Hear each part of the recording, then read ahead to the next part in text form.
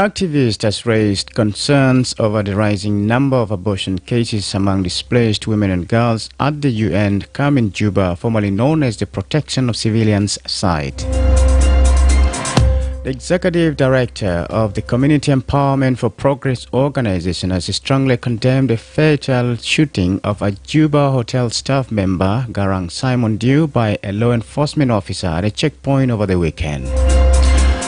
And the acting governor of Western Equatorial State has announced that the State Legislative Assembly will reopen today following a more than one-year recess that began in June 2024.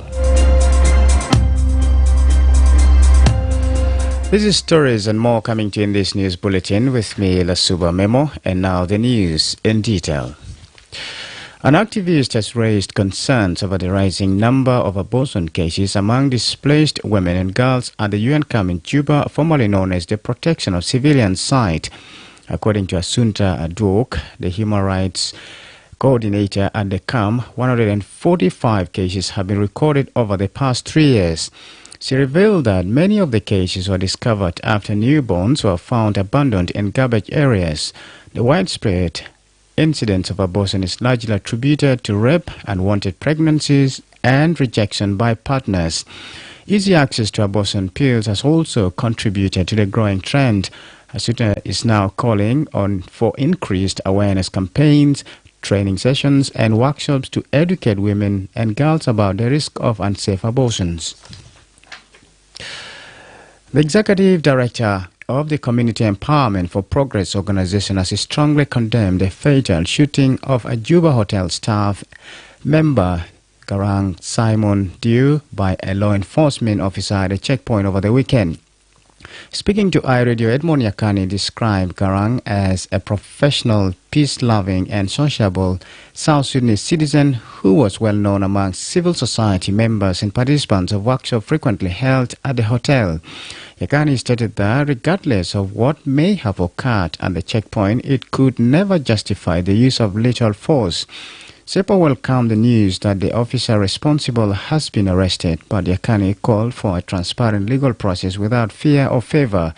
He warned against the culture of impunity where perpetrators are sometimes shielded due to their connections with influential political or military figures.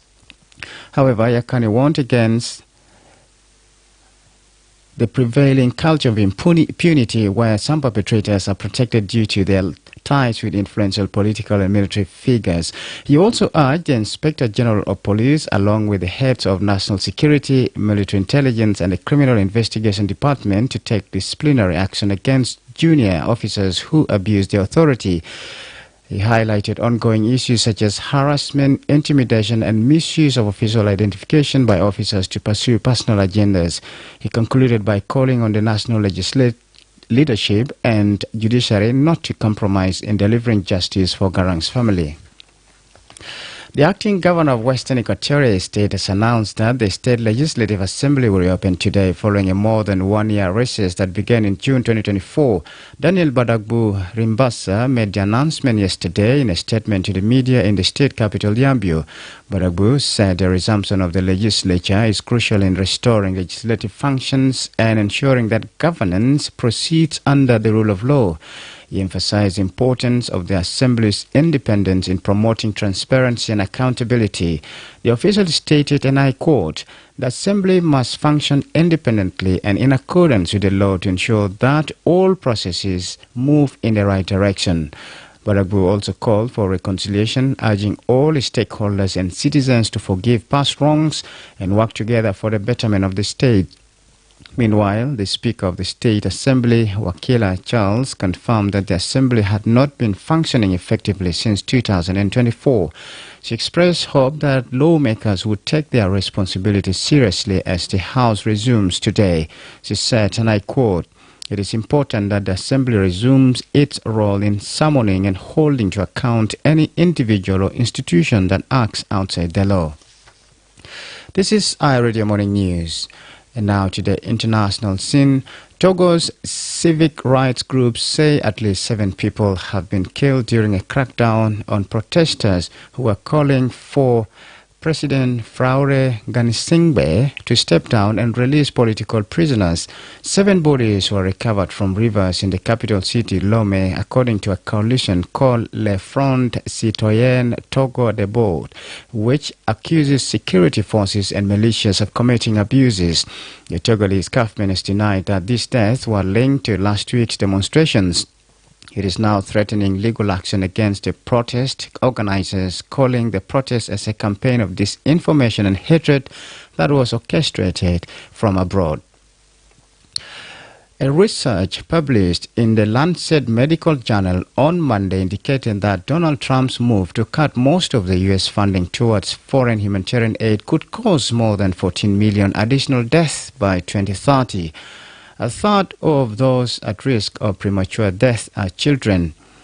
The U.S. Secretary of State Marco Rubio said in March that President Trump's administration had cancelled over 80% of all programs at the U.S. Agency for International Development, or USAID. David Rassela, who co-authored the Lancet report, was quoted by the BBC as saying, "For many low and middle income countries, the resulting shock would be comparable in scale to a global pandemic or a major armed conflict. The funding cuts risk abruptly halting and even reversing 2 decades of progress in health among vulnerable populations," added Rosella, a researcher at the Barcelona Institute for Global Health. This is iRadio Morning News, and to end this bulletin, here's a recap of the headlines.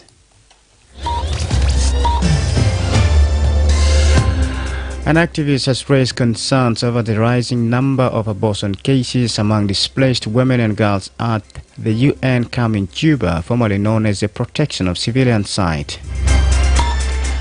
The executive director of the Community Empowerment for Progress organization has strongly condemned the fatal shooting of a Juba hotel staff, Garang Simon Dew, by a law enforcement officer at a checkpoint over the weekend. And the acting governor of Western Equatorial State has announced that the state legislative assembly will reopen today following a more than 1-year recess that began in June 2024.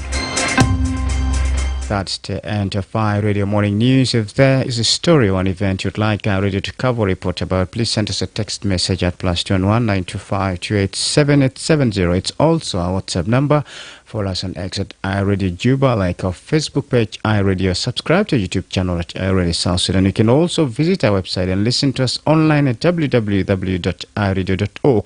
Stay tuned for news in Arabic at 8 o'clock. I'm Suba Memo. Thanks for listening.